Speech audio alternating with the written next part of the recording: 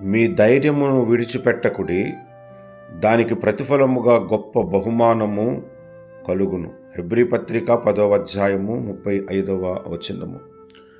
ఏ విషయంలో మీరు నలిగిపోతున్నారో, అది కోర్టు కేసు విషయమా, అప్పుల విషయమా, అనారోగ్య విషయమా, కుటుంబ సమస్యల విషయమా, మరి ఎటువంటి సమస్యల్లోనైనా మీరు నలిగిపోతూ ఉంటే, ఆ విషయంలో ధైర్యము తెచ్చుకొని ఆ ధైర్యమును విడిచిపెట్టకుండా ఉంటే దేవుడు గొప్ప ప్రతిఫలము మనకి అనుగ్రహిస్తాడు, విడుదలను ఇస్తాడు. పడిన శ్రమకు ప్రతిఫలము కూడా బహుమానముగా దేవుడు ఇస్తాడు. నమ్మికతో ఈ వాగ్దానాన్ని బట్టి ప్రభుని స్తుతిద్దాము.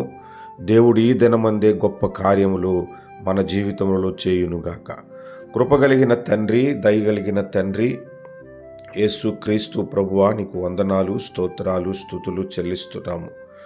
ఈ ఉదయకాలమున నిన్ను స్తుతిస్తూ ప్రార్థిస్తూ ఉండగా మా ప్రార్థన ఆలకించి మాకు పరలోకము నుండి మీరు సహాయము చేసి మా ప్రతి బంధకముల నుండి విడుదల కలుగు చేయమని, మా పట్ల మీ కృపను కనపరచమని యేసు నామమున స్తుతిస్తూ ప్రార్థిస్తున్నాము తండ్రి.